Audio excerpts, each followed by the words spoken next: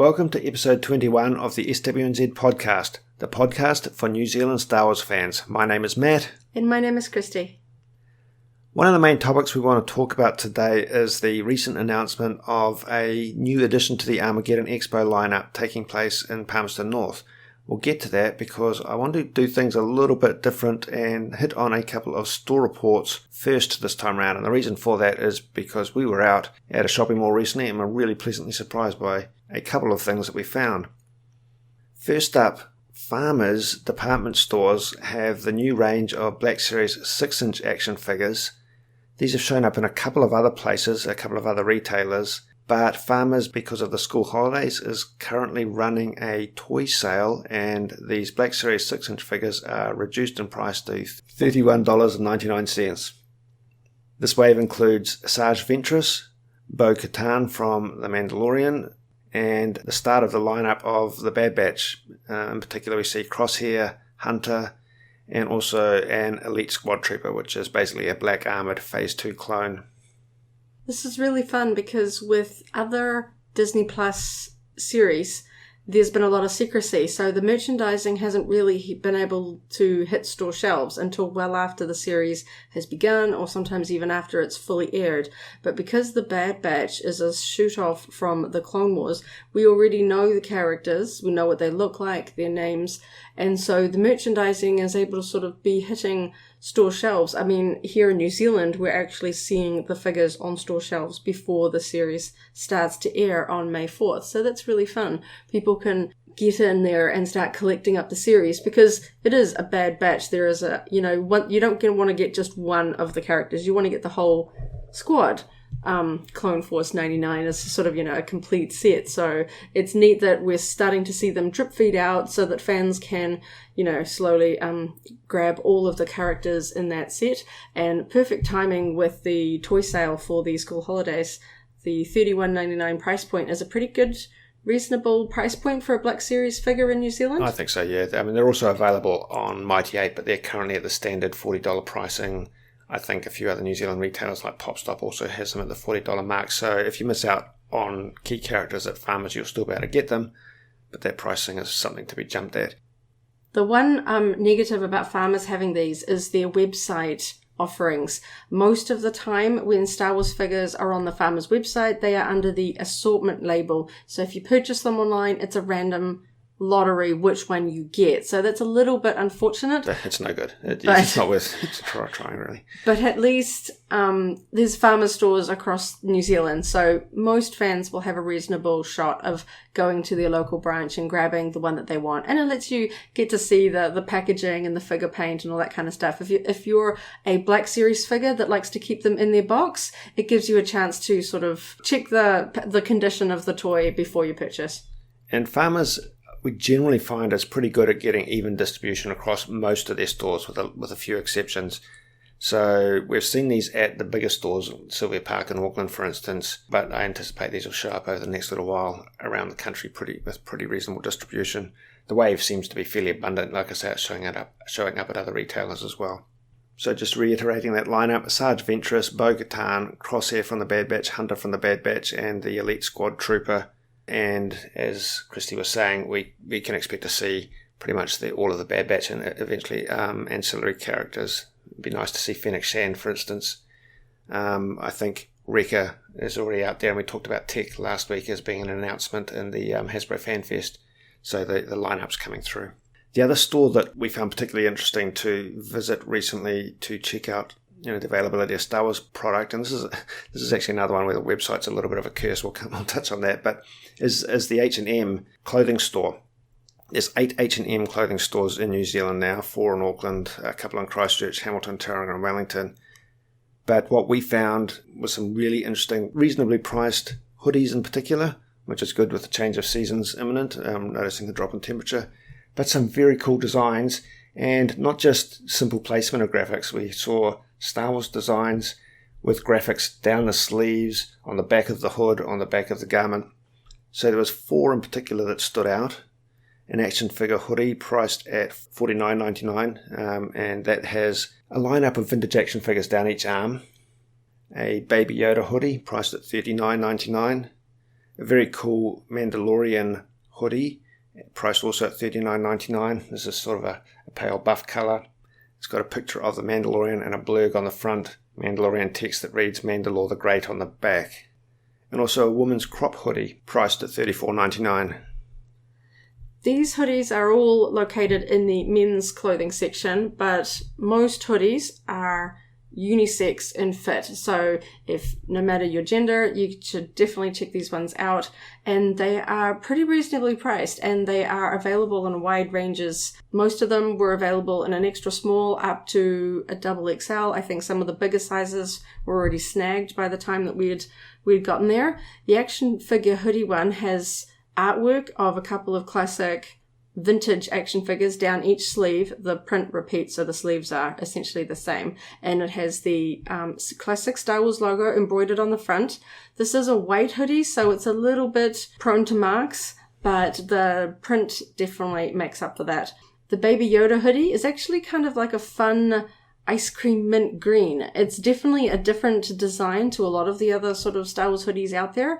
It has a simple front and then a large artwork of Baby Yoda on the back. The Mandalore the Great hoodie really stood out to me. This one has details all over it, and the artwork on the front is a really neat cinematic style concept art, as you would, of the Mandalorian on a blurb, and it has text underneath it in the sort of Mandalorian script font.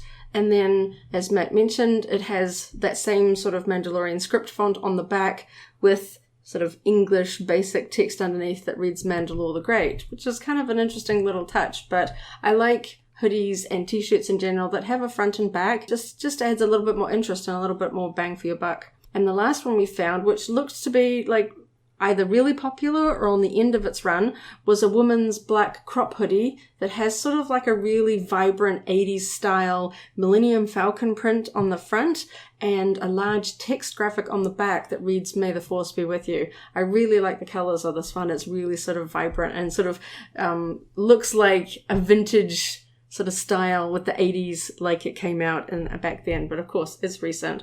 And that one, it was definitely a woman's one, in that it is a crop hoodie and it has a drawstring around the high waist. So that one's definitely one to check out if you're looking for a new hoodie for winter or any of these great ones. So I believe these have been out for a few weeks at least. We heard about them about a week ago, but we're only able to get to a store in the last couple of days. And part of the reason for that is because the H&M website simply does not list the available products and you can't purchase online. Which is really frustrating because they do seem to be a store that when they've got Star Wars stuff, there's lots of it and it's great. And then we have these sort of lulls between sort of batches, and unless you're visiting the store every week, there's really no way to sort of know when these things will come out. So if you've got a store near you, it's definitely worth keeping an eye on it from time to time, particularly the men's sections.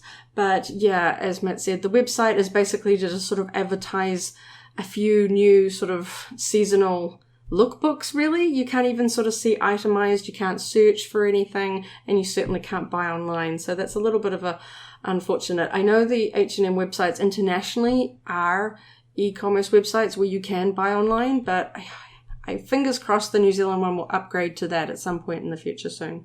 Also on the topic of apparel, it's fun to see that JJ's is continuing to offer a broad array of Baby Yoda / Mandalorian merchandise. We've got a couple of different Baby Yoda hoodies. They're doing track pants, leggings, and an array of t-shirts. These are at a similar price point to H&M.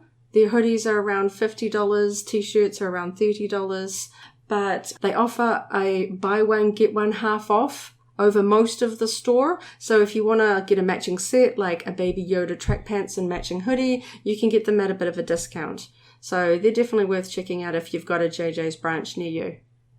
Okay, and a key topic I wanted to talk about in today's podcast is the recently announced Palmerston North Armageddon Expo event. This is slated to go ahead on the weekend of August the 14th and 15th this year. And I guess this is Armageddon trying to make up for some of the lost time we missed out on last year. And this brings the count of Armageddon Expos taking place in New Zealand this year to 5, We had Wellington Armageddon last weekend. Christchurch is next on the list next month. And the Palmerston North Armageddon fills the gap between the Tauranga Expo in mid-June and the Auckland Expo in later October. The Expo takes place in the Fly Palmy Arena, which is in the Central Energy Trust Arena, and it's the first time they've run this sort of event in this part of the country. They have run a few other ancillary expos, or expos that have had short runs beyond the main centres, including Hamilton, which ran for a few years before it had the plug pulled on it. And Manukau had an event briefly a few years back now, but that was only a one-off. I believe they had some specialist expos in Dunedin based on anime themes in particular. But it's really fun to have a full-on Armageddon Expo taking place in this part of the country because it'll allow quite a lot of people that find the travel a little bit more challenging to get to Wellington or even Tauranga to get their costumes on, hear some virtual guests or in-person guests by then possibly even, and check out whatever retailers manage to make their way to this expo. On a global scale, the Armageddon Expos are generally smaller than the likes that we would see at Comic-Con or Star Wars Celebration, but with international travel, not really an option for most of us at this point. It's really neat to see Armageddon stepping up and doing a few more events. One of the big cost hurdles for putting on conventions like this is the cost of bringing in celebrity guests. With that being reduced down to very minimal costs for doing the virtual panels, I think it's neat that we have this opportunity to have more local events for costumers to turn up, like the 501st and the Rebel Legion, and from all fandoms, and the retailers and things like that might not have a large presence in these smaller cities to sort of come along and bring their wares and let fans that may not have the budget to travel to the larger expos like Auckland or Wellington to really sort of celebrate some of the stuff closer to home. So Palmerston North Armageddon taking place in mid-August. If you're keen on getting along to that, drop a comment below. We'd certainly be interested to hear how many people would plan to get to that sort of event. It'll be interesting to see if this is a one-off because conditions around the world are a little bit different right now, or whether this is sort of a trial run to see if this will be a long-standing one.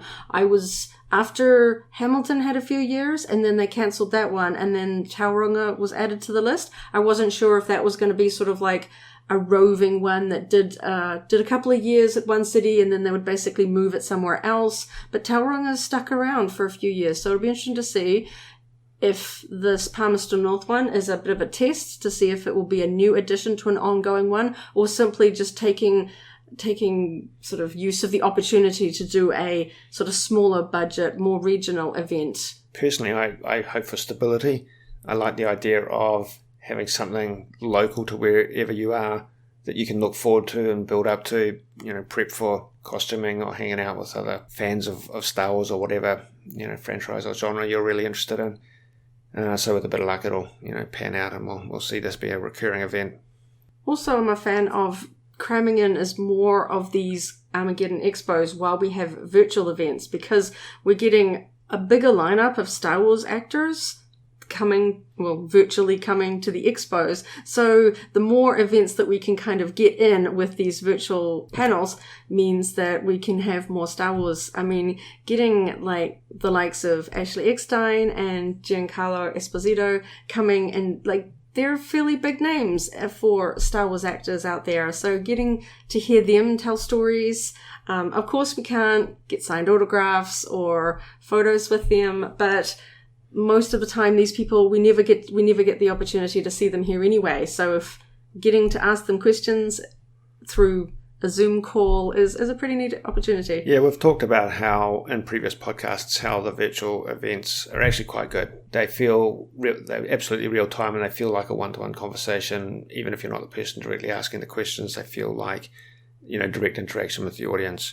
So yeah, the big names are possible. Ian McDiarmid was slated for Auckland in the past, but unfortunately had to cancel. But theoretically, that means that names as big as Emperor Palpatine, could make appearances in this manner. Well, they might try again for Auckland. Yeah. There has been periods of time where there's been literal years between Star Wars guests at Armageddon. Oh, yeah. So it's fun that these virtual hosts have been able to give us some really fun Star Wars content. So that's still a couple of months away. One way or another, we'll be looking to report on it just to let those that weren't able to make it, determine whether or not it's worthwhile, if it's a recurring event, and, just to sort of capture some of the images and some of the experience after the fact. Keep an eye on our website for that down the line. Next topic is the mobile app game Disney Magic Kingdoms. In the lead up to May the 4th, of course being the official sort of Star Wars Day, May the 4th be with you, we're seeing some of the app games starting to launch their Star Wars tie-in material, and one of my favorite games is Disney Magic Kingdoms. This is an app game that lets you collect characters and build up a sort of a virtual Disney park. And of course, with the big expansions of Galaxy's Edge at the 2 North America Disney parks, this was of course going to lead into adding Star Wars content into a park-based app game. There has been 2 Star Wars events in the past. We had one tied around the sequel trilogy, so we had Rey and Kylo and characters like that. Then we had a second one based on The Mandalorian, and now this third one that's just starting tomorrow is going to finally bring original trilogy characters to the game. So we're getting characters like Luke, Han, Chewbacca, Leia, Darth Vader, and a whole host of attractions and decorations. So for fans that enjoy the Disney parks, and particularly Star Wars in the Disney parks, this is a very exciting event that starts tomorrow and will run for nearly a month. So because this particular app game has quite long events, they're obviously launching this early to get in on the May the 4th content, sort of in the midst of the event. But I'm keen to see what other app games are going to start to bring in their tie-in events for May the 4th. So the Disney Magic Kingdoms it's based around a theme park, but it's not a simulator per se, but you collect attractions and you collect characters across a number of different Disney franchises and movies. Star Wars has become quite a large part of it, and quite a visible part of it. You can't play entirely a Star Wars themed version of it per se, but it is a predominant part of it, fair to say? Yeah, it has a whole section of the park specifically built out for Star Wars, so it has surrounding decorations that remind me of some of the areas of the actual parks, like in actual Walt Disney World Magic Kingdom. They have a large indoor area outside Star Tours, and so in this app game there's a large indoor area that wraps around where you can customize your park and put Star Wars decorations and Star Wars things. And one particular thing I like about this game is it's fairly easy to play this game without spending any money. There are a couple of characters that you can buy with real money, which will be Chewbacca and the TIE Fighter pilot, which you can earn in-game currency to collect these characters completely free, or you can pay a small fee to unlock them straight away if you're impatient. But you can certainly collect a lot of Star Wars content in the game without having to actually pay money. Particularly during the events, they're the best time to grab characters for free. So it's quite a good lightweight time filler. The Star Wars animations, the Star Wars characters, they're a little bit stylized, a little bit cartoony, but not distorted or overly cartoony. There's some really cool graphics and animations, and there's a little bit of a story element associated with the events, isn't there? Yeah, there's usually some sort of storyline that you play through. The characters sort of tell you what's going on, and you follow through a storyline, and it progresses as you unlock the certain characters. Yeah, and those events are interspersed with animated sequences, aren't they? Yeah. Cool, so Disney Magic Kingdoms, that Star Wars event kicks off tomorrow. You can play that on Android, iOS, and also on Windows, so you can play it on your home PC if you like as well. We started out today's podcast with some key store reports that we found particularly interesting. Let's round out the tail end with the rest of the store reports that we've written up on the SWNZ website over the past week. From New Zealand Mint, their ongoing series of Star Wars coin releases includes this week the IG-11 silver coin, $2 coin, 1 ounce of silver, and I think this is the third coin in the Mandalorian series. The other main topic of interest is the availability of supersized Star Wars pop vinyl figures. Just released for pre-order is the Babu Frick 10-inch pop vinyl figure. This is a Funko Fair 2021 exclusive, available generally priced around about $88. 10 inches for Babu Frick is, of course, oversized. We see this occasionally with these jumbo pop figures. I think if you stand the also recently available Mandalorian 10-inch figure against the 10-inch version of the child, you've got a clear distortion of scale, but that's fine. And also very new to the lineup of these jumbo pop vinyl figures is the concept art Stormtrooper, as it's referred to. It's not strictly a concept art Stormtrooper, it is a Stormtrooper with art applied to him, specifically the Imperial logo slapped on his helmet. Most of these are priced at the $88 range, but there's also a 10-inch Dio figure, which is often a shade cheaper at $85. And that's about it for this installment, so I guess we are done doing talking. Thank you once again for listening in. Stay tuned to our website, SWNZ.co.nz, for Star Wars news for New Zealanders and another podcast episode next week. Jump on over to either our Facebook group or the SWNZ message boards to discuss all the latest Star Wars news with other Kiwi fans. And don't forget, you can now listen and follow SWNZ podcasts on Spotify and Amazon Music. Thank you for listening. And may the Force be with you.